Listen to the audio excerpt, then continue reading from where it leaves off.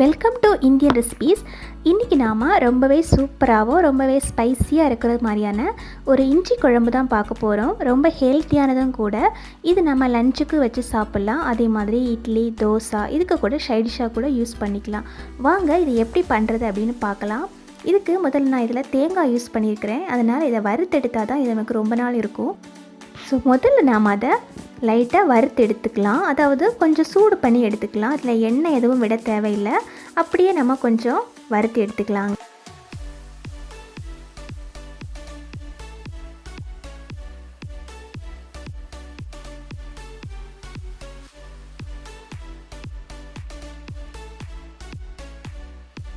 நாம் வறுக்கும் போதே நம்ம கையில் தொட்டு பார்த்தாவே தெரியும் அது சூடாக இருக்குதா அப்படின்னு.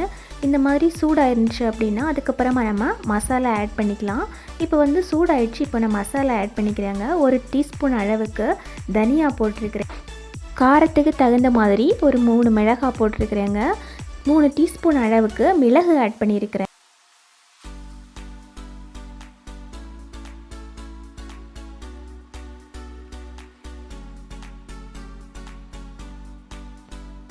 அரை டீஸ்பூன் அளவுக்கு வெந்தயம், 1 டீஸ்பூன் அளவுக்கு ஜீரகம். இதை இவ்வளவையும் சேர்த்து முதல்ல நம்ம லைட்டாக சூடு பண்ணிக்கலாம்.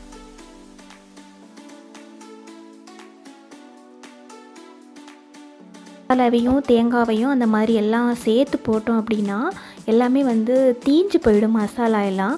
ஏன்னா தேங்காய் வதங்கிறதுக்கு கொஞ்சம் லேட் ஆகும். அதனால் முதல்ல தேங்காவை நம்ம லைட்டாக சூடு பண்ணிவிட்டு அதுக்கப்புறமா நம்ம மசாலா ஆட் பண்ணால் நமக்கு கரெக்டாக இருக்கும்.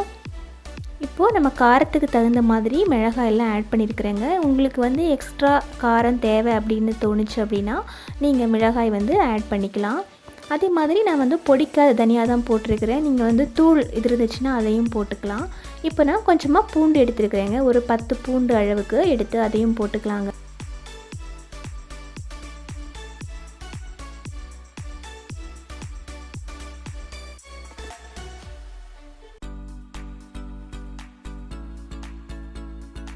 கறிவேப்பிலை சேர்த்துக்கலாங்க. கறிவேப்பிலை சேர்த்துனா இன்னும் நமக்கு நல்ல வாசனையாக இருக்கும்.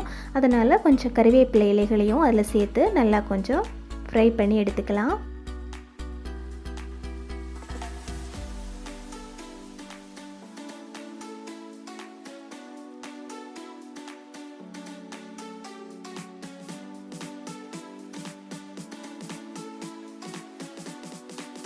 நமக்கு மசாலா எல்லாமே நல்லா ரோஸ்ட் ஆயிடுச்சு. இப்போ நம்ம அதை தனியாக ஒரு பாத்திரத்தில் எடுத்து வச்சுக்கலாங்க.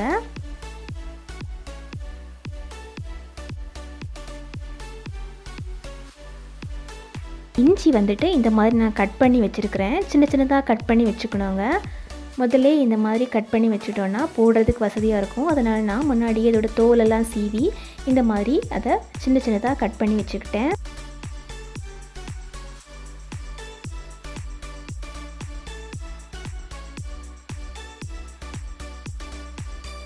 பேனில் ஒரு கொஞ்சமாக ஆயில் ஊற்றிக்கலாங்க. ஆயில் ஊற்றிட்டு இதை நம்ம முதல்ல ஃப்ரை பண்ணி எடுத்துக்கணும். இஞ்சி வந்து வதங்கிறது கொஞ்சம் லேட் ஆகும். முதல்ல நம்ம அதை நல்லா ஹையில் வச்சுட்டு நல்லா சூடு பண்ணி விட்டுக்கலாம்.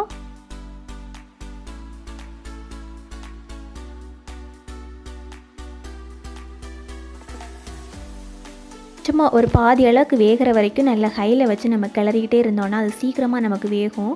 அதனால் கொஞ்சம் ஹையில் வச்சுட்டு நம்ம நல்லா கிளறி விட்டுட்டே இருக்கணும்.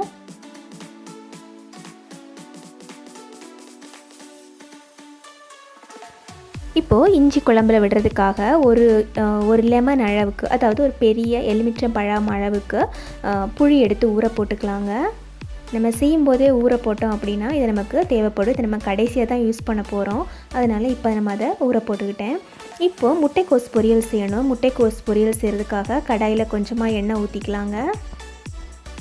1 டீஸ்பூன் அளவுக்கு கடுகு போட்டுக்கலாம். கடுகு நல்லா பொரியணும். நல்லா பொரிஞ்சதுக்கப்புறமா நம்ம கட் பண்ணி வச்சுருக்கிற வெங்காயம் போட்டுக்கலாங்க. அதே மாதிரி கொஞ்சம் பூண்டு போட்டுக்கணும். பூண்டு வந்துட்டு நல்லா சதைச்சி வச்சுருக்கிறேன். இப்போ பூண்டு வெங்காயம் அந்த எண்ணெயில் போட்டுக்கலாம். வெங்காயம் ரொம்ப வதங்கணும் அப்படின்னு அவசியம்லாம் இல்லை நம்ம பொரியலுக்கு. அதனால் சும்மா லைட்டாக கொஞ்சமாக வதக்கி எடுத்துகிட்டு நம்ம கட் பண்ணி வச்சுருக்கிற முட்டைக்கோஸ் ஆட் பண்ணிக்கலாங்க. முட்டைக்கோஸ் வந்து நான் இது வந்து சோப்பரில் தான் நல்லா சோப் பண்ணி எடுத்துக்கிட்டேன். இது வந்து ஒரு 2 நிமிஷம் கூட ஆகாது சோப்பரில் சோப் பண்ணுறதுக்கு. உண்மையாகவே நல்லா சோப் பண்ணுங்க. நான் ஃப்ளிப்கார்ட்டில் தான் இது வாங்கினேன். நம்ம முட்டைக்கோஸுக்கு தேவையான அளவுக்கு, அதாவது 1/2 டீஸ்பூன் அளவுக்கு மஞ்சள் தூள், தேவையான அளவுக்கு உப்பு சேர்த்துக்கிட்டு கொஞ்சம் நம்ம நல்லா வதக்கி விட்டுக்கலாம். இதில் கொஞ்சமாக தண்ணி ஊற்றிக்கணுங்க. அப்போ தான் நமக்கு சீக்கிரமாக நல்லா வெந்து கிடைக்கும். அதாவது ரொம்ப தண்ணி எடுத்து ஊற்றக்கூடாது. சும்மா அப்படி தழிச்சு விட்டாவே போதும். நான் வந்து ஒரு 2 டீஸ்பூன் அளவுக்கு தண்ணி ஊற்றிருக்கிறேன்.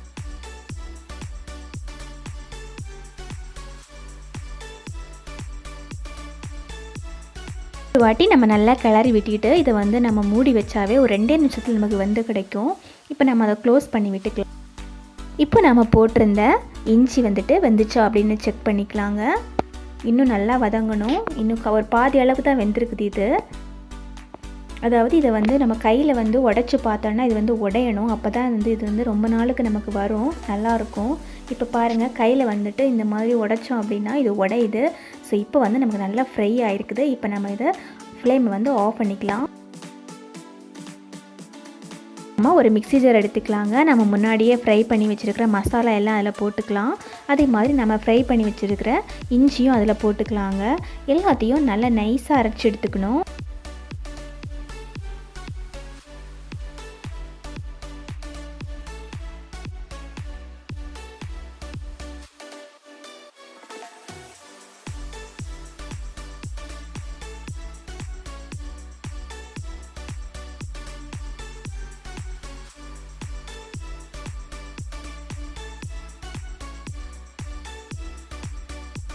இது கொஞ்சமாக தண்ணி விட்டு அரைச்சோன்னா நமக்கு இந்த மாதிரி நல்ல பேஸ்ட் மாதிரி கிடைக்கும். இப்போ நம்ம ஒரு பேன் வச்சுக்கலாங்க. அதில் ஏற்கனவே கொஞ்சம் ஆயில் இருக்குது. நான் முன்னாடி யூஸ் பண்ண ஆயில் தான், கடாய் தான் யூஸ் பண்ணியிருக்கிறேன். இப்போது அதில் கொஞ்சமாக இன்னும் கொஞ்சம் எண்ணெய் ஊற்றிக்கலாங்க. ஒரு டீஸ்பூன் அளவுக்கு கடுகு போட்டுக்கலாங்க. ஒரு டீஸ்பூன் அளவுக்கு ஜீரகம் போட்டுக்கலாம். நல்லா கொஞ்சம் பொட்டி வரட்டும்.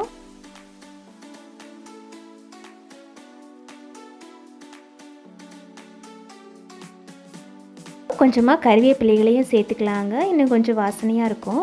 இப்போது நம்ம அரைச்சி வச்ச பேஸ்ட்டை அதில் போட்டு நல்லா கிளறி விட்டுக்கலாம் ஒரு வாட்டி.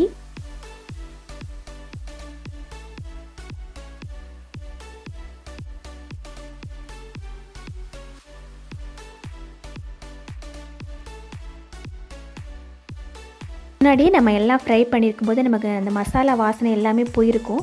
இருந்தாலும் இப்போ நம்ம மறுபடியும் அந்த எண்ணெயில் கொஞ்சம் வதக்கணுன்னா இன்னும் நமக்கு நல்ல ஃப்ளேவர் கிடைக்கும். அதனால் கொஞ்சம் லைட்டாக அந்த எண்ணெயிலே நம்ம லைட்டாக மிக்ஸ் பண்ணி எடுத்துக்கலாம். முதல்ல நம்ம காரம் எல்லாம் முன்னாடியே சேர்த்துருக்குறோம். இப்போ நம்ம புளி ஊற போட்டிருக்கிறோம் இல்லையா, அந்த புளி தண்ணி எடுத்து நம்ம இதில் ஊற்றணும். ஸோ புளியை கரைச்சி புளி தண்ணி எடுத்து வச்சுருக்கு. கொஞ்சமாக பெருங்காயத்தூள் சேர்த்துக்கலாங்க. இந்த மாதிரி தூள் பெருங்காயம் தான் நான் வாங்கி வச்சுருக்கிறேன். அதனால் தூள் பண்ண பெருங்காயம் கொஞ்சம் போட்டிருக்கிறேன். நீங்கள் கட்டி பெருங்காயம் இருந்துச்சுன்னா அதை கூட போட்டுக்கலாம். இப்போ நம்ம புளி தண்ணி ஊற்றி நல்லா மிக்ஸ் பண்ணி விட்டுக்கலாங்க. எல்லாத்தையும் நல்லா மிக்ஸ் பண்ணிவிட்டு நல்லா கொதிக்க விடணும். கொஞ்ச நேரம் இது கொதிச்சிச்சின்னா அதோட கலர் எல்லாம் மாறி நல்லா கிடைக்கும். தேவையான அளவுக்கு உப்பு சேர்த்துட்டு நல்லா கொதிக்க விட்டுக்கலாங்க. இந்த ஸ்டேஜில் நமக்கு தேவையான காரம், புளிப்பு, உப்பு எல்லாமே இருக்குதான்னு செக் பண்ணிக்கணும். புளி வந்துட்டு கொஞ்சம் அதிகமாக இருந்தால் தான் நல்லாயிருக்கும். ஏன்னா வந்து கொஞ்சம் ஒரு 2 days போச்சு அப்படின்னா அதோடய புளிப்பு தன்மை வந்துட்டு கொஞ்சம் கம்மியான மாதிரி தெரியும். அதனால் நம்ம இதை செய்யும்போது கொஞ்சம் அளவுக்கு புளி வந்து கொஞ்சம் அதிகமாக விட்டோன்னா நல்லாயிருக்கும் நமக்கு. நமக்கு முட்டைக்கோஸ் வந்து நல்லா வெந்து போச்சுங்க. இப்போ நம்ம முட்டைக்கோஸில் சேர்க்குறதுக்காக கொஞ்சமாக தேங்காய் இந்த மாதிரி சீவி வச்சுருக்கிறேன். அதை நம்ம மிக்ஸி ஜாரில் எடுத்து போட்டுக்கலாம். தேவையான அளவுக்கு காரம், பச்சை மிளகாய் சேர்த்துருக்கிறேன். அதையும் சேர்த்து கொஞ்சம் கொரன்னு அரைச்சி எடுத்துக்கலாம். இப்போது நம்ம இதை வந்து முட்டைக்கோஸில் சேர்த்துட்டு ஒரு 2 நிமிஷம் இதை நம்ம வேக விட்டாவே நமக்கு வந்து முட்டைக்கோஸ் பொரியல் ரெடி ஆகிடும். இப்போ நம்ம அதை முட்டைக்கோஸில் போட்டுட்டு ஒரு வாட்டி மிக்ஸ் பண்ணி விட்டுட்டு ஒரு 2 நிமிஷம் அதை க்ளோஸ் பண்ணி விட்டுக்கலாங்க.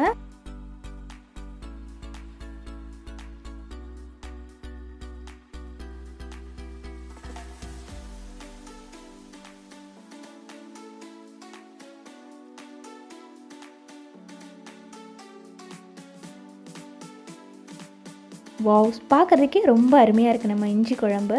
இது வந்து அப்படியே சோறில் பசைஞ்சு சாப்பிட்டோன்னா ரொம்ப அருமையாக இருக்கும். நீங்கள் ஒரு வாட்டி ட்ரை பண்ணி பாருங்கள். அதே மாதிரி இது வந்து நம்ம 1 மாதம் வரைக்குமே இது வந்து கெட்டு போகாது. ஃப்ரிட்ஜும் தேவையில்லை. அதுக்கு மேலே கூட நம்ம ஃப்ரிட்ஜில் வச்சா கூட ரொம்ப நாள் இருக்கும். கண்டிப்பாக நம்ம தமிழ் மக்களுக்கு இது ரொம்ப பிடிக்கும்னு நினைக்கிறேன். ஏன்னா எங்களுக்கு இது ரொம்ப பிடிக்கும். அதனால தான் நான் இதை உங்கள் கூட ஷேர் பண்ணேன். உண்மையாகவே இது வந்து சின்ன வயசில் எங்கள் அம்மாவோட ஞாபகம் தான் எனக்கு வருது. ஏன்னா இது எப்போவுமே செஞ்சு வச்சுருப்பாங்க வீட்டில். அண்டு இந்த வீடியோ பார்க்குறவங்க அதாவது நாகர்கோவில் சைடுக்காரங்களாக இருந்தாங்க அப்படின்னா அவங்களுக்கு கண்டிப்பாகவே இது தெரிஞ்சிருக்கும். ஏன்னா எல்லா கல்யாண வீட்லேயுமே இஞ்சி கூட்டு இல்லாமல் இருக்காது. எல்லா கல்யாண வீட்லேயும் லஞ்சில் வந்து இஞ்சி கூட்டு வச்சுருப்பாங்க. அதே மாதிரி அதை வந்து விரும்பாதவங்க யாருமே கிடையாது. முதல்ல வந்து அதை நம்ம தொட்டு நாக்கில் வச்சு பார்ப்போம். ஏன்னா அந்த அளவுக்கு டேஸ்டியாக இருக்கும். எனக்கும் அது ரொம்ப பிடிக்கும். நானும் எங்கள் அம்மாவுக்கிட்ட கேட்டு தான் இதை செஞ்சேன். ரொம்ப thank you so much for your வாட்சிங்.